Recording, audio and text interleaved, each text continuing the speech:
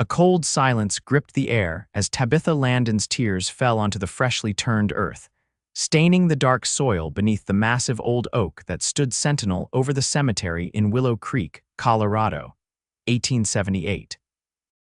The gravedigger had long since departed, leaving behind only his handiwork, 2 mounds of earth that had swallowed her husband James and her dearest friend Victoria Lawson's husband Henry, both men taken by the same fever that had swept through their small frontier town like an invisible wildfire. "I don't know how to go on, Vicky," Tabitha whispered, her honey-brown hair whipping across her tear-streaked face in the autumn wind. At 28, she had never imagined becoming a widow with 2 small children to feed and a struggling ranch to maintain. "The bank will take everything within the month." Victoria, 26 and equally devastated, clutched her swollen belly, evidence of the child who would never know its father. Her normally vibrant blue eyes were dulled by grief as she stared at the crude wooden marker bearing her husband's name. "At least you have your children. This little one and I will have nothing but memories and debts." The wind picked up, sending golden leaves scattering across the graves. The 2 women had known each other since childhood, had married within months of each other, and now found themselves widowed together in this unforgiving land where women alone faced not just heartache, but genuine peril. "We could sell everything and head east," Victoria suggested, though her voice lacked conviction. "My sister in Boston might take us in." Tabitha shook her head firmly. "This land is all we have left of them. All my children have left of their father. I won't surrender it without a fight." As the sun began to dip behind the distant mountains, casting long shadows across the cemetery, both women knew they needed to return to their respective homes. Tabitha had left her children 5-year-old Samuel and 3-year-old Emma with the pastor's wife, and Victoria needed to rest for the sake of her unborn child. "Meet me here tomorrow," Tabitha said suddenly, looking up at the ancient oak tree that had weathered countless storms, its branches stretching toward heaven like beseeching arms. "This tree has stood here longer than any of us. The native people say it's sacred. If there's anywhere God might hear our prayers, it's here." Victoria nodded, her hands still resting on her belly. "What choice do we have but to pray?" The next morning dawned crisp and clear. Tabitha arrived first, having settled her children with a neighbor. Her fingers traced the rough bark of the old oak as she waited, finding comfort in its solid presence. When Victoria appeared, moving slowly up the hill, her face was even paler than the day before. "You should be resting," Tabitha admonished gently. Victoria managed a weak smile. "And miss our appointment with the Almighty? I think not." Together they knelt beneath the spreading branches, hands clasped tightly together. Their prayers started as whispers, gathering strength as the minutes passed. They prayed for deliverance, for strength, for some sign that they were not abandoned in their grief and fear. "Lord," Tabitha's voice rose with emotion, "we have lost our protectors, our providers. We face losing our homes, our livelihoods. Show us a way forward. Send us help before our faith breaks completely." Victoria's prayer joined hers, their voices twining together in the still morning air. "We ask not for riches or ease, but simply for a chance to survive, to raise our children in the homes their fathers built. Please, Lord, answer before it's too late." Neither woman noticed the lone rider approaching from the east, the rising sun at his back casting his tall silhouette into stark relief against the brightening sky. It was only when his horse nickered softly that they realized they were no longer alone. The man sat atop a magnificent chestnut stallion, his face shadowed by a wide-brimmed hat. His clothes were trail-worn but of good quality dark trousers, a faded blue shirt, and a leather vest that had seen better days. A gun belt hung low on his hips, the weapon well used but meticulously maintained. "Pardon the intrusion, ladies," he said, his voice deep and measured. "Didn't mean to disturb your prayers." Tabitha rose quickly, positioning herself slightly in front of Victoria. "Can we help you, sir?" The rider dismounted in one fluid motion, revealing himself to be tall and broad-shouldered. When he removed his hat, they saw a man of perhaps 33, with features that might have been considered handsome were they not weathered by sun and hardship. His hair was dark as midnight, and his eyes, when they met Tabitha's, were the color of a stormy sky. "Name's Vaughn Calloway, madam," he said, inclining his head respectfully. "I'm looking for work in these parts. Was told in town that the Landon and Lawson ranches might be hiring." Tabitha's heart sank. "I'm afraid whoever told you that wasn't aware of recent events. My husband James Landon and Mrs. Lawson's husband Henry both passed just last week. There's no work to be had." Something flickered in the man's eyes, compassion, perhaps, or understanding. "I'm mighty sorry to hear that. My condolences to you both." He hesitated, then added, "If I might be so bold, 2 ranches without their men would seem to need help more than ever, not less." Victoria stepped forward, one hand supporting her back. "Mr. Calloway, we can barely feed ourselves and our children. We certainly can't afford to hire help." The stranger's gaze traveled from one woman to the other, taking in their situation with perceptive eyes. "I don't require much payment, Mrs. Lawson. A roof over my head and meals would suffice for now. I've been on the trail a long time and I'm not afraid of hard work." Tabitha exchanged a glance with Victoria. They had prayed for help, and now this stranger appeared, offering exactly what they needed: most strong hands willing to work. "Why would you do that?" Tabitha asked suspiciously. "Work for just room and board." Vaughn Calloway replaced his hat, adjusting it against the sun. "Let's just say I've been in situations where the kindness of strangers made all the difference. Sometimes a man needs to pass that kindness along." There was something in his manner that inspired trust, despite Tabitha's natural caution. Still, she hesitated. "We would need to know more about you, Mr. Calloway. These are dangerous times for women alone." A small smile touched his lips. "Wise thinking, Mrs. Landon. I can provide references from my last employer in Wyoming, and I expect you'll want to consult with your sheriff before making any decisions." Victoria and Tabitha exchanged another look. The offer was tempting, desperately needed, in fact, but taking a stranger into either of their homes required careful consideration. "Our ranches are neighboring properties," Tabitha explained. "If we were to accept your help, you'd need to divide your time between both." Vaughn nodded. "That seems reasonable. Perhaps I could see the properties first, assess what needs immediate attention." After further discussion, they agreed that Vaughn would accompany them back to town, where they would speak with Sheriff Mills about him. If all seemed well, they would show him both ranches and decide how to proceed. As they walked down the hill, Vaughn leading his horse behind them, Tabitha couldn't help wondering if this unexpected arrival was indeed an answer to their prayers or merely a coincidence. She glanced at the old oak tree one last time before it disappeared from view, its ancient branches swaying gently in the morning breeze. Sheriff Mills, a graying man with kind eyes and a perpetually worried expression, received them in his office on Willow Creek's Main Street. The small frontier town was bustling with morning activity, wagons rolling past, shopkeepers sweeping their boardwalks, children running errands for their parents. "Calloway, you say?" The sheriff studied the paper. Vaughn had provided a letter of recommendation from a cattle baron in Wyoming. "I know of the Triple R Ranch, reputable outfit. I worked there for 2 years, sir," Vaughn confirmed. Left on good terms to head further west, Sheriff Mills handed the letter back. "What brings you to our part of Colorado? Looking for land of my own eventually." "Thought to work and save for a while first." The sheriff's eyes narrowed slightly. "You're not running from anything, are you, son?" Vaughn met his gaze steadily. "No, sir. I've had my share of troubles like any man, but nothing that's following me." After further questioning, the sheriff seemed satisfied. He turned to Tabitha and Victoria. "Ladies, I can't tell you what to do with your properties, but Mr. Calloway here seems legitimate enough. Still, I'd advise caution. Perhaps a trial period." Tabitha nodded. "That was our thinking as well." With the sheriff's cautious approval, they collected Tabitha's children from the neighbor's house. Young Samuel regarded Vaughn with open curiosity, while little Emma hid shyly behind her mother's skirts. "Are you going to help take care of Papa's cows?" Samuel asked boldly as they walked toward the edge of town. "If your mother agrees, yes," Vaughn replied seriously. "Would you be my assistant? A ranch needs a man who knows the land." Samuel's chest puffed with importance. "I know all about our ranch. I can show you everything." For the first time that day, Tabitha felt a genuine smile touch her lips. Her son had been so solemn since James's death, trying desperately to be the man of the house at just 5 years old.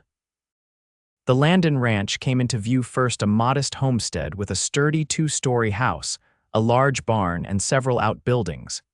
Fields stretched in 3 directions, and in the distance, cattle could be seen grazing. It wasn't a large operation by some standards, but James had been proud of what he'd built.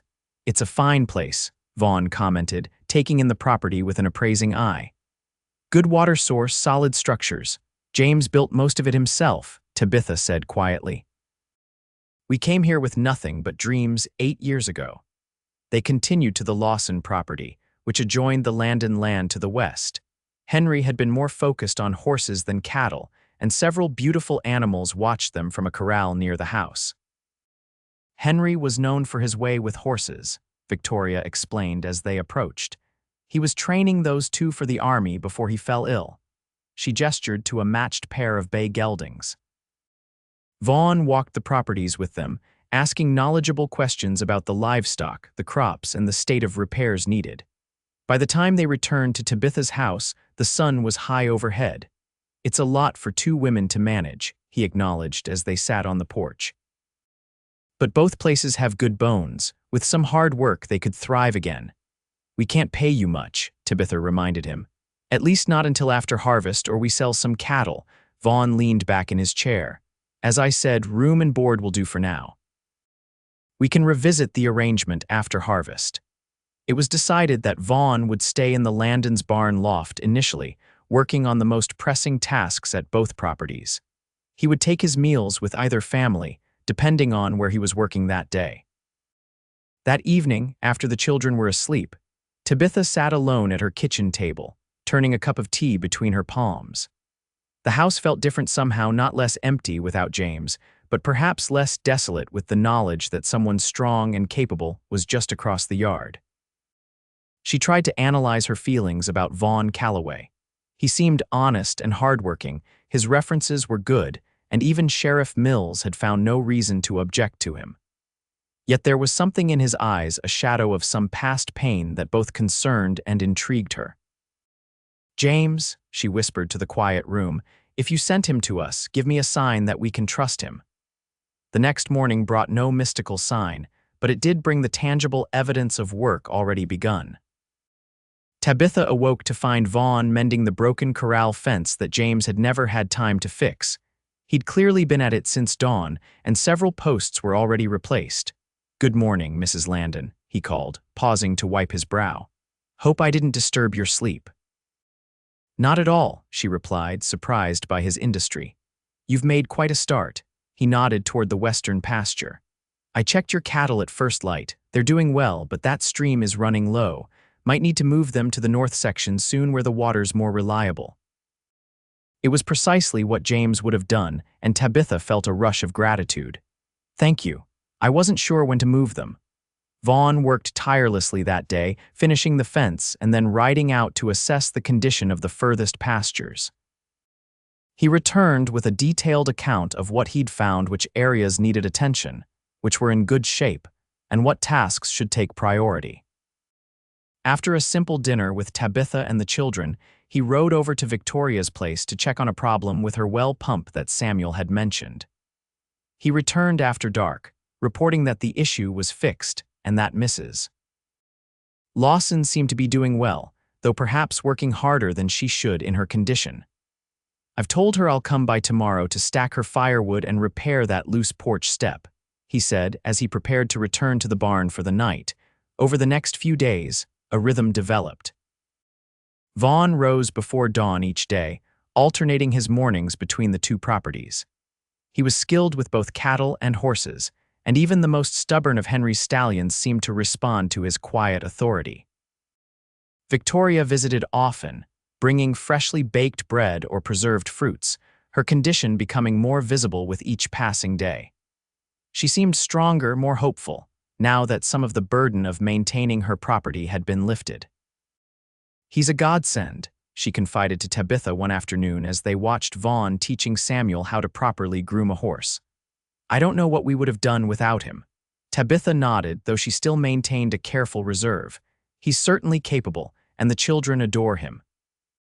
It was true. Samuel followed Vaughn like a shadow whenever possible, soaking up knowledge about ranching and reveling in the male attention he'd been missing. Even little Emma, typically shy with strangers, had taken to bringing Vaughn wildflowers she picked and solemnly informing him of her doll's latest adventures. As the weeks passed, Tabitha found herself watching Vaughn more closely, noticing things beyond his skill with ranch work. The gentleness in his eyes when he spoke to her children. The respect with which he treated both widows, never presuming or overstepping. The way he sometimes stared at the distant mountains with a look of such profound longing that it made her wonder what or whom he had left behind. One evening, nearly a month after Vaughn's arrival, a violent storm swept through the valley. The rain came in horizontal sheets, driven by howling winds that threatened to tear shingles from the roof. Tabitha paced nervously by the window, worried about Vaughn in the drafty barn loft. Just as she was considering sending Samuel to invite him to the house, a knock came at the door. Vaughn stood on the porch, drenched to the skin, water streaming from his hat. "Mrs. Landon," he said urgently, "the creek's rising fast. We need to move the cattle from the lower pasture immediately." Without hesitation, Tabitha reached for her coat. "The children will be fine in the house," Vaughn assured her. "This is solid construction, but those cattle will drown if we don't move them now." "I'm coming with you," she insisted, already pulling on her boots. Vaughn looked like he wanted to argue but merely nodded, recognizing the determination in her eyes. "Stay close to me. It's treacherous out there." They rode out into the storm, the wind nearly unseating Tabitha several times. Vaughn led the way, occasionally reaching out a steadying hand when her mount faltered in the increasingly muddy terrain. The creek had indeed swelled to alarming proportions, already beginning to flood the lower pasture where 24 of their best breeding cattle were trapped. Working together in the driving rain, they managed to guide the frightened animals to higher ground, though not without several harrowing moments when Tabitha feared they would lose either cattle or themselves to the surging waters. By the time they returned to the house, both were exhausted and soaked to the bone. The children had fallen asleep together in Samuel's bed, clutching each other during the frightening storm. "You can't go back to the barn in this," Tabitha said firmly, noticing how Vaughn shivered despite his attempts to hide it. "The spare room is made up. You'll stay there tonight." Too tired to argue, Vaughn accepted her hospitality.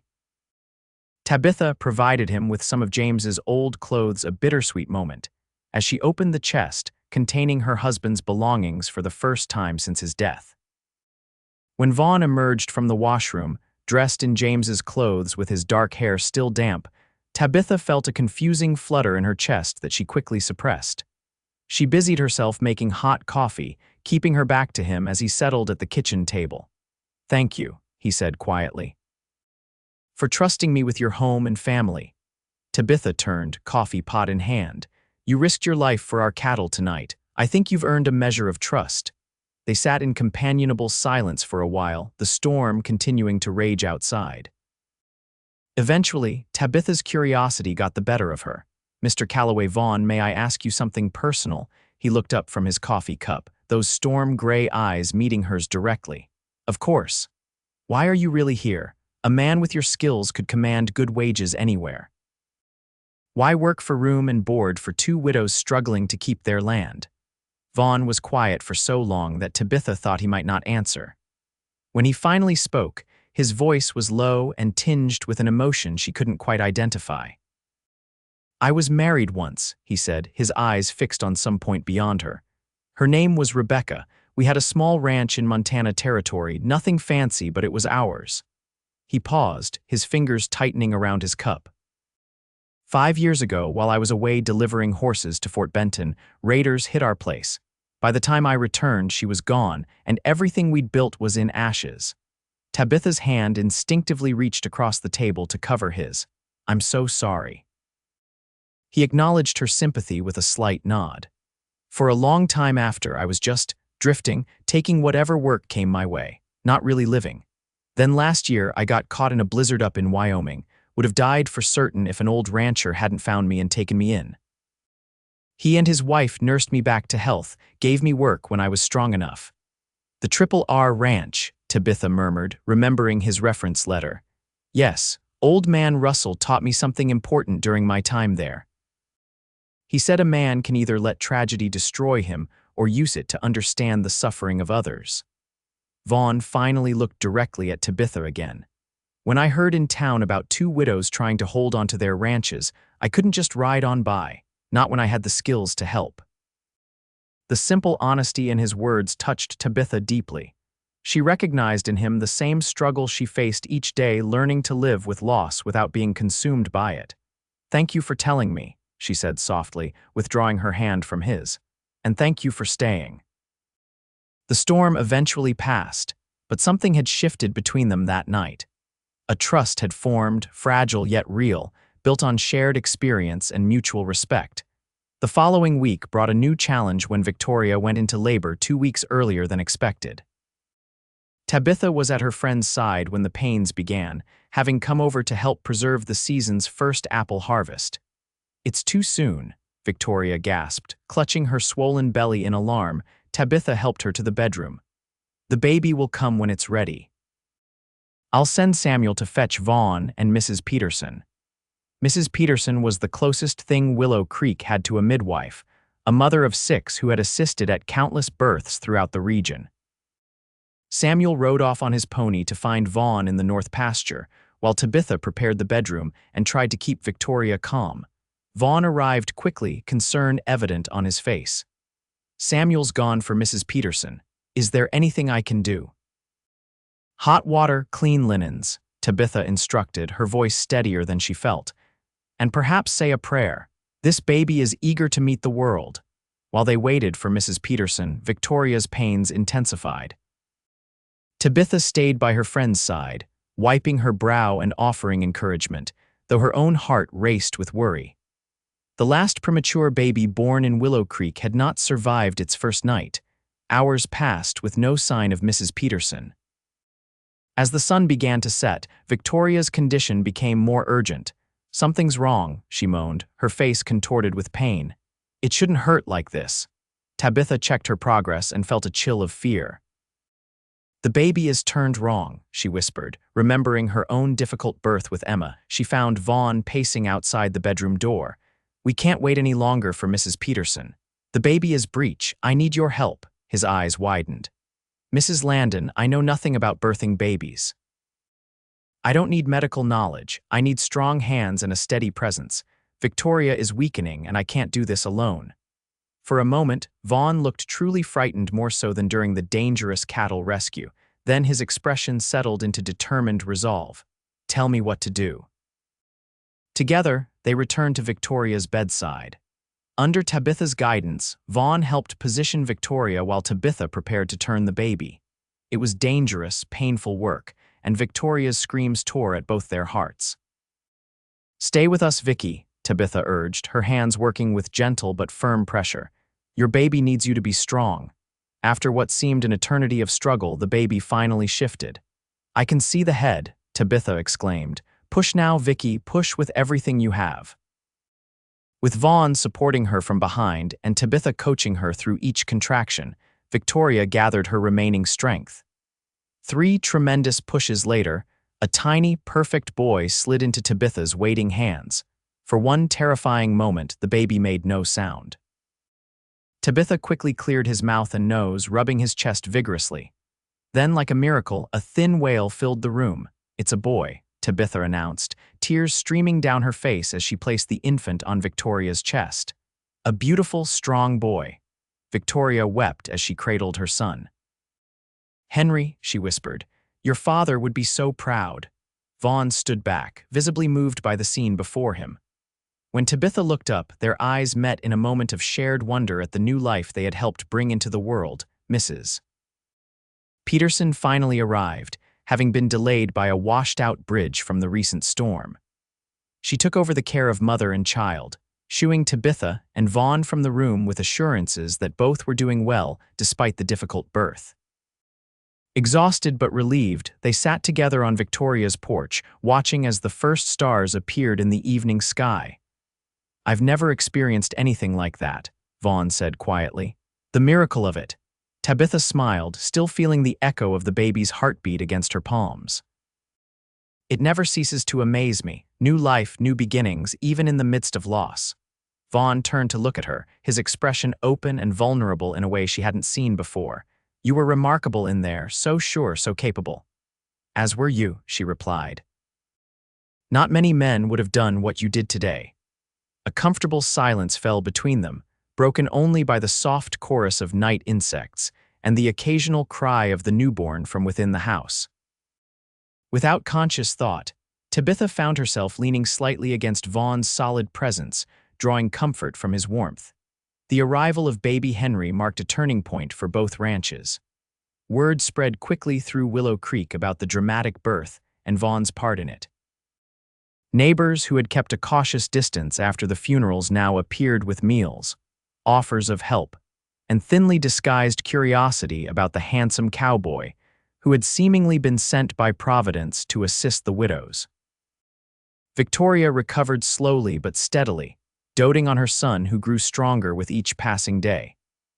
Tabitha divided her time between her own ranch and helping her friend, while Vaughn somehow managed to keep both properties functioning smoothly despite the added complications.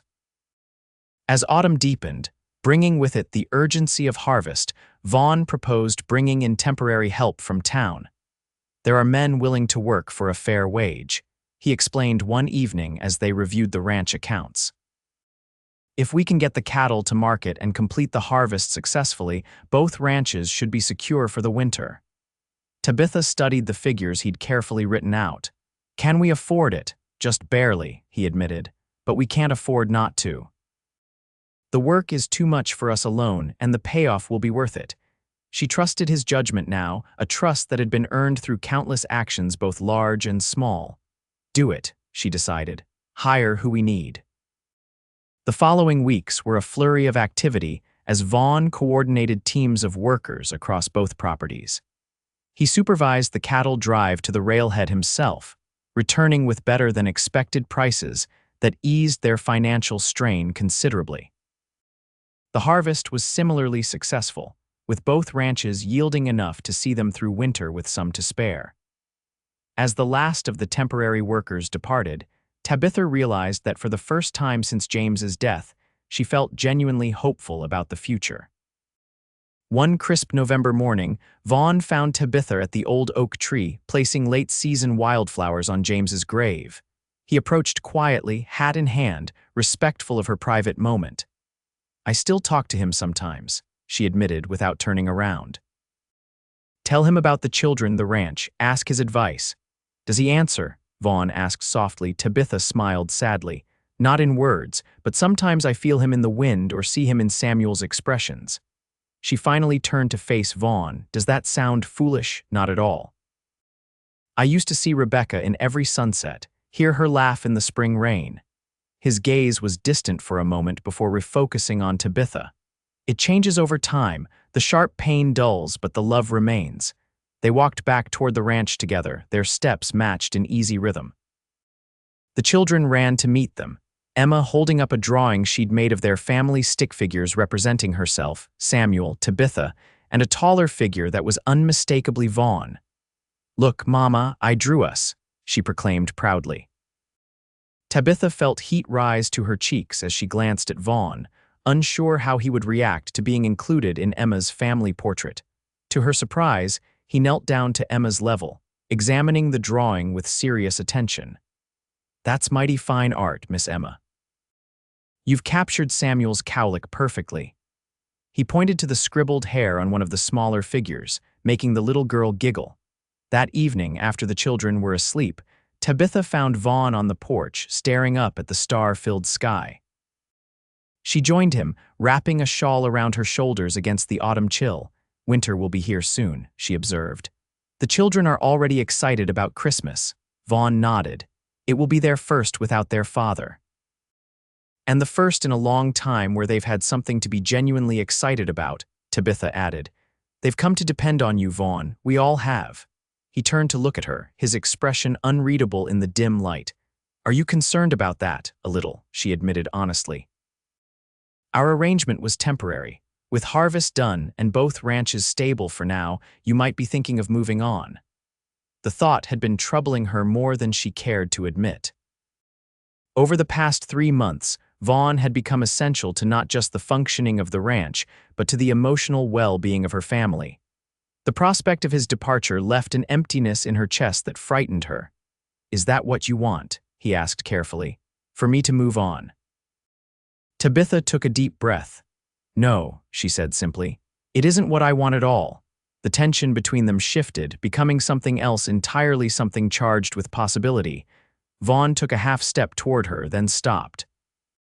"Tabitha," he said, using her given name for the first time, "I came here intending only to help, to pay forward the kindness that was once shown to me. I never expected."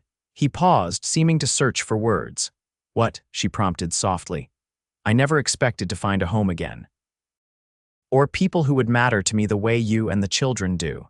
His voice was rough with emotion. "But I would never presume." "Presume what?" "That you could see me as anything more than a hired hand, a convenient solution to a difficult problem." Tabitha moved closer, close enough to see the uncertainty in his eyes. "Is that what you think? That you're just convenient?" "I know it's too soon," he continued, as if he hadn't heard her. "James has been gone less than 6 months. You're still grieving. And I respect that, respect his memory too much to." She reached up and gently placed her fingers against his lips, silencing his words. "James would have liked you," she said quietly. "He would have approved of the way you've cared for us, for his children, his land, his legacy." Vaughn's hand came up to circle her wrist, not pulling her away but simply holding, his calloused fingers warm against her skin. "What are you saying, Tabitha?" "I'm saying that grief follows its own timeline, that it's possible to honor what was lost while still embracing what's been found." Her heart was pounding so hard she was certain he must hear it. "I'm saying that none of us knows how much time we have in this world, and perhaps that's why we shouldn't waste it denying what we feel." For a moment, neither moved. Then, with infinite gentleness, Vaughn lowered his head and pressed his lips to hers, a kiss as soft as a whisper, a question more than a demand. Tabitha answered by sliding her hands to his shoulders and drawing him closer, deepening the kiss until it left them both breathless. When they finally parted, Vaughn rested his forehead against hers. "I never thought I'd feel this way again," he confessed. "After Rebecca, I believed that part of me was dead forever." "I understand," Tabitha replied. "When James died, I couldn't imagine ever loving anyone else. But then you appeared beneath that old oak tree. Like an answer to prayers, I was almost afraid to pray." Their newfound connection remained private at first, quiet moments stolen at day's end, hands touching briefly while working side by side, meaningful glances across the dinner table. Tabitha wasn't ready to define what was happening between them, and Vaughn respected her need for caution, especially where the children were concerned. Victoria, however, noticed the change immediately when she visited with baby Henry the following week. "There's something different about you," she observed as they sat together watching the children play. Vaughn was in the barn, out of earshot. "You're glowing." Tabitha felt herself blush. "Don't be ridiculous." Victoria's knowing smile widened. "It's Vaughn, isn't it? You've fallen in love with him." "It's complicated," Tabitha hedged, though her heart leapt at the word love. Was that what this was? This feeling that made everything, even the most ordinary tasks, seem infused with new meaning. "It always is," Victoria said wisely, adjusting baby Henry in her arms. "But Tabitha, if anyone deserves happiness after all you've endured, it's you." "What about you?" Tabitha countered. "You've endured the same loss." Victoria looked down at her son, a soft smile playing on her lips. "I have Henry now. He's my future, my purpose. And thanks to Vaughn's help, I believe we'll make it. The ranch is stable, we have food for the winter, and come spring, I'll be ready to take a more active role again." Later that day, as dusk settled over the land, Tabitha found Vaughn by the corral, watching as the horses settled for the night. She told him of her conversation with Victoria. "She sees right through me," Tabitha admitted. "Always has, even when we were girls." Vaughn turned to face her fully, his expression serious. "And what does she see?" Tabitha took a deep breath. A woman who is falling in love again, even though it terrifies her. The words hung in the air between them, momentous and irretrievable. Vaughn's eyes never left hers as he slowly closed the distance between them. Loving again after loss is the bravest thing a person can do, he said softly. It means risking the same pain that nearly destroyed you once before. Is that why you've waited so long? She asked. Fear of that pain returning, he nodded, his hands coming to rest lightly on her waist. Partly, but also because I hadn't met anyone who made the risk seem worthwhile until you. As winter settled over Willow Creek, the relationship between Tabitha and Vaughn deepened. They agreed to move forward slowly, mindful of the children's feelings and the community's potential reaction to a widow finding new love so soon after her husband's death. To Tabitha's relief, Samuel and Emma embraced Vaughn's increasingly paternal role in their lives. Samuel, especially, thrived under Vaughn's guidance, proudly learning ranch skills that connected him to his father's legacy while forming new bonds with the man who was gradually becoming more than just a helper. Christmas approached, bringing with it both excitement and melancholy. It would be the first holiday without James and Henry, a fact that weighed on both widows as they tried to create festivity for their children's sake. A week before Christmas, Vaughn disappeared for an entire day, returning at dusk with his saddlebags full and a mysterious smile that he refused to explain despite the children's eager questioning. On Christmas Eve, Victoria and baby Henry joined them for dinner. The house was warm and fragrant with pine boughs Vaughn had gathered from the foothills and strung with popcorn chains the children had made.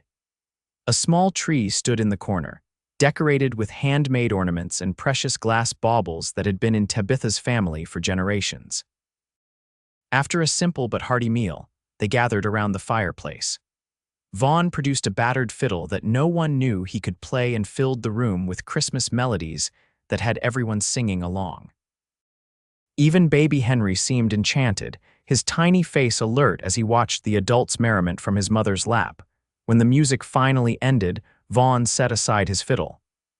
"I believe it's time for gifts," he announced, to the children's obvious delight. From his saddlebags came carefully wrapped packages: a hand-carved wooden horse for Samuel, a beautiful cloth doll with real hair for Emma, a delicate silver locket containing a tiny portrait of Henry for Victoria, and a rocking cradle for baby Henry that Vaughn had secretly crafted in the barn during the long evenings. "These are too generous," Victoria protested weakly, though her fingers were already tracing the outline of her husband's face in the locket. "Hardly," Vaughn replied. "They're small tokens of gratitude for the family you've all become to me." Tabitha noticed he had given everyone gifts except her. Trying not to feel disappointed, she distributed her own modest offerings: knitted scarves and mittens for the children, a handmade quilt for baby Henry, and a new leather-bound journal for Vaughn to replace the tattered one he used for ranch accounts.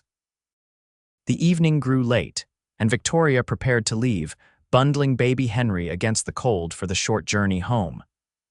Vaughn insisted on accompanying them, ensuring they arrived safely before returning to Tabitha's house.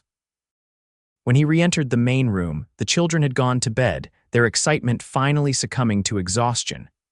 Tabitha sat alone by the fire, lost in thought. "You seem to think I forgot you," Vaughn said quietly, closing the door behind him. She looked up, startled. "I didn't mean to appear ungrateful. The gifts you gave everyone were perfect. Yours wasn't ready to be given in front of others." He approached slowly, reaching into his vest pocket. "I wanted this moment to be just between us." What he placed in her hand was a simple gold band worn smooth with age and polished to a soft glow. It wasn't new or fancy, but something about it radiated significance. "This was Rebecca's," he explained, his voice low and thick with emotion. "The only thing I found in the ashes of our home. I've carried it with me all these years, a reminder of what I lost, what I was afraid to risk again." Tabitha stared at the ring in her palm. "Vaughn, I can't accept this. It's too precious." "That's exactly why I want you to have it," he said, kneeling before her. "Not as an engagement ring, it's still too soon for that, I know, but as a promise that I'm not running anymore, that I've found where I belong if you'll have me." Tears filled Tabitha's eyes. Are you certain this ranch, these children, it's a lot to take on? I've never been more certain of anything in my life. He took her hands in his. I love you, Tabitha Landon. I love your children. I love the life we could build together. She closed her fingers around the ring, feeling its weight not just of gold but of history, of loves both lost and found. I love you too, she whispered, the words both frightening and liberating.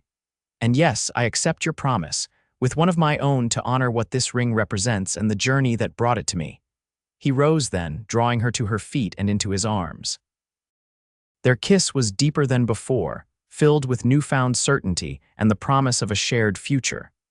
That night, as snow began to fall outside, blanketing the ranch in pristine white, Tabitha lay awake thinking of the strange, winding path that had led her to this moment. The devastating loss that had nearly broken her. The prayers beneath the old oak tree, the unexpected answer that had arrived in the form of a weary traveler with haunted eyes and a generous heart. Spring came to Willow Creek in a riot of wildflowers and new grass. The ranches flourished under Vaughn's careful management and Tabitha's practical wisdom. Victoria, fully recovered from childbirth, took a more active role in her own property, with Vaughn still overseeing the more demanding physical tasks. Talk had begun in town, of course speculation about the nature of the relationship between the handsome cowboy and the widow Landon. But Tabitha found she cared less about such gossip than she once might have. Life was too precious, too unpredictable, to waste worrying about others' opinions. On a perfect May morning, exactly 1 year after James and Henry had been laid to rest, the two families gathered beneath the old oak tree. No longer a place of grief alone, it had become for them a symbol of answered prayers and new beginnings. The town's young pastor stood before them, Bible in hand. Victoria, resplendent in a simple blue dress, held baby Henry, now a sturdy, laughing 6-month-old. Samuel and Emma, dressed in their Sunday best, could barely contain their excitement. And Tabitha, wearing a dress the color of spring leaves and carrying a bouquet of wildflowers from the meadow, walked toward Vaughn Calloway with steady steps and a heart full of certainty. The ceremony was brief but meaningful, with words about love that endures through hardship and joy that can follow sorrow. When Vaughn placed a new gold band alongside Rebecca's ring on Tabitha's finger, his hands were sure and strong. What God has joined together, let no man put asunder, the pastor proclaimed to the small gathering of friends and neighbors who had come to witness the union. As husband and wife shared their first kiss beneath the ancient branches, Tabitha felt a sense of rightness settle over her. They had both traveled through darkness to find each other, carrying memories and scars that would always be part of who they were. But together, they had created something new, a blended family, a shared purpose, a love built on mutual respect and genuine understanding. The celebration afterward was joyous, yet intimate, a feast spread on tables in the Landon ranch yard, music from local musicians, dancing that continued as the sun set and lanterns were lit around the property. Victoria danced with baby Henry in her arms, her face alight with happiness for her friend. As twilight deepened, Tabitha and Vaughn slipped away from the festivities, walking hand in hand to the old oak tree once more. The sounds of the celebration grew distant as they stood together in the gentle spring evening. "A year ago, I thought my life was over," Tabitha said softly, leaning against her new husband's solid frame. "When James died, I couldn't see any way forward." Vaughn's arm tightened around her. "I felt the same for years after Rebecca, just existing, not really living. And now," he turned to face her, his hands framing her face with infinite tenderness. "Now I understand that love isn't a finite resource, that the heart can expand to hold both cherished memories and new joys." "Do you think they know?" Tabitha asked, her eyes lifting toward the star-filled sky. "James and Rebecca, do you think they understand?" Vaughn followed her gaze upward. "I believe they do. I believe they led us to each other." They stood in comfortable silence for a long moment, honoring the past even as they embraced their future. Then, with a shared smile, they turned and walked back toward the lights of their home, where family and friends awaited them, and where a new chapter of their story was just beginning. 5 years later, The Calloway Ranch, as it had come to be known, was thriving. The original Landon property had expanded to include Victoria's former land after she had decided to move to Denver, where her sister owned a successful millinery shop. Victoria had discovered a talent for design, and her hat creations were now sought after by fashionable ladies throughout Colorado.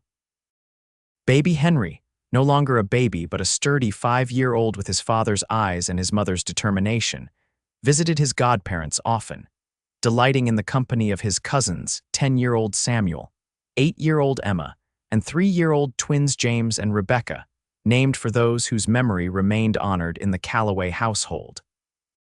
On this particular summer day, the entire family had gathered beneath the old oak tree for a picnic. The twins chased butterflies through the tall grass, while Samuel, increasingly responsible and mature, helped Vaughn spread blankets for the feast Tabitha had prepared. "Mama, tell the story again," Emma requested as they settled down to eat, "about how you and Papa Vaughn met."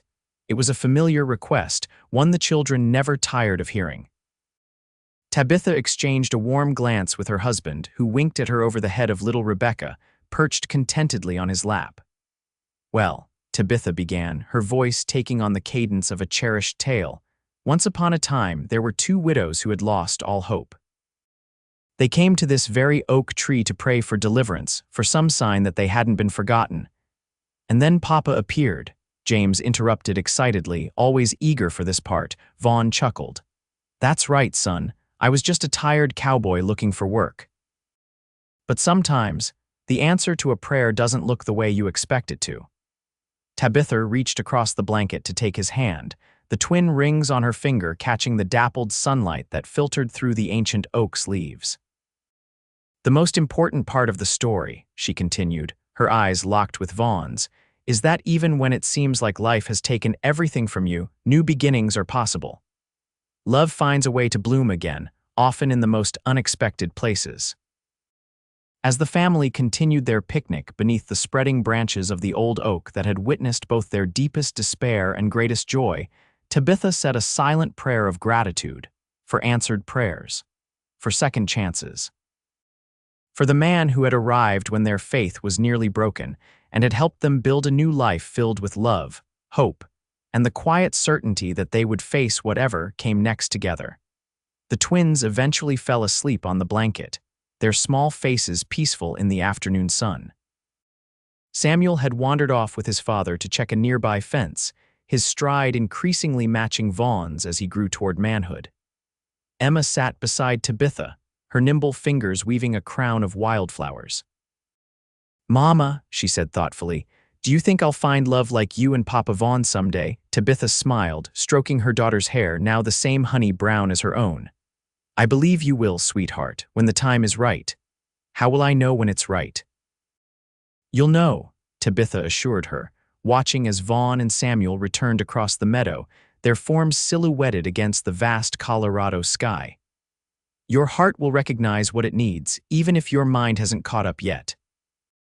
Later that evening, with the children asleep and the house quiet around them, Tabitha and Vaughn sat on the porch swing, a ritual they had maintained through the years. The ranch spread before them, peaceful in the moonlight, cattle in the distant pastures, horses in the near corral, fields that would soon be ready for harvest. "Do you ever think about how different our lives might have been?"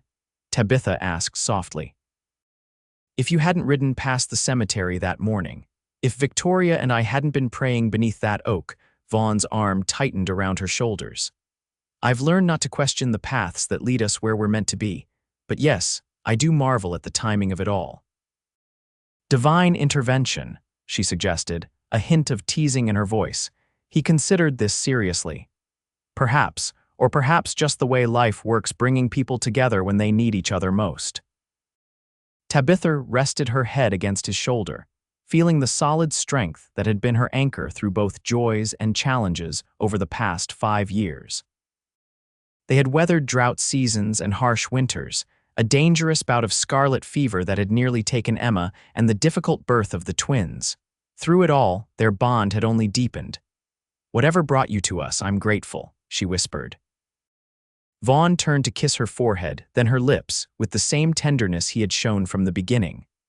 "As am I, my love, as am I." Inside the house, one of the twins called out in their sleep. Tabitha rose, her hand lingering in Vaughn's for a moment before she went to comfort their child. Standing at the porch railing, Vaughn watched her go, still sometimes amazed by the fullness of the life they had created together. He looked up at the night sky, brilliantly clear in the mountain air, and sent a silent acknowledgement to those who had gone before, to James and Rebecca, whose lives had shaped his and Tabitha's in profound ways. To the old oak, which continued to stand sentinel over their family's evolution. And to whatever force had guided his horse past that cemetery on a spring morning when two widows prayed for deliverance, their faith nearly broken. Some called it chance, others divine providence. Vaughn Calloway simply called it love, the kind that transcended grief, that built bridges between past and future, that transformed strangers into family, and that continued to surprise him with its capacity for renewal each and every day.